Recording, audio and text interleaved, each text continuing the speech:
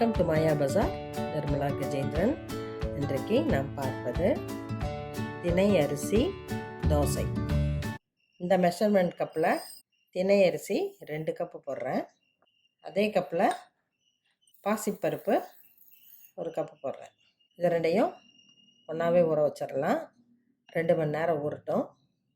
பருப்பு அரிசியும் நல்லா ஊறிடுச்சு. 2 தடவை நம்ம அதை வாஷ் பண்ணி எடுத்துக்கணும். தினை அரிசியில் இருக்கிற உமியெல்லாம் எடுத்துடணும், இல்லாட்டி டைஜஸ்ட் ஆகிறது கஷ்டம். மிக்சியில் போட்டுக்கலாம்.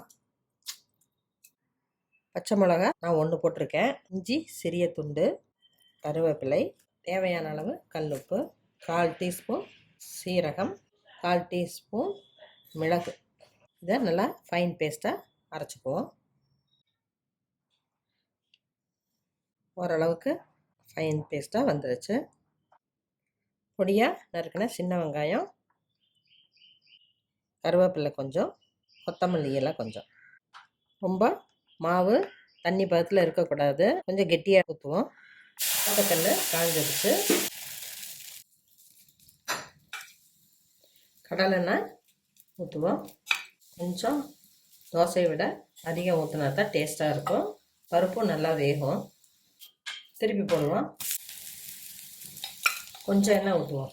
மீடியம் ஃப்ளேமில் தான் வேகணும், இல்லாட்டி உள்ளே வேகாது. நல்லா 2 பக்கமும் செவந்துருச்சு. எடுத்துடுவோம். இதுக்கு தேங்காய் சட்னி காம்பினேஷன் நல்லாயிருக்கும். தேங்காய் போட்டிருக்கேன். ட்ரையாக அரைச்சிட்டு வந்துடுவோம். சிறிய துண்டு இஞ்சி, 1 பச்சை மிளகாய், கல்லுப்பு தேவையான அளவு, பொட்டுக்கடல 1/2 டேபிள் ஸ்பூன்.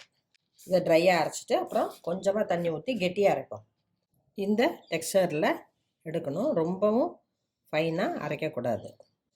தாளிக்கணும்னு விருப்பப்படுறவங்க தாளிக்கலாம். தினை அரிசி தோசைக்கு ப்ளைனாகவே வச்சுக்கலாம். தினை அரிசி தோசை ரெடி ஆயிடுச்சு. கார சட்னியும் இதுக்கு காம்பினேஷன் நல்லாயிருக்கும்.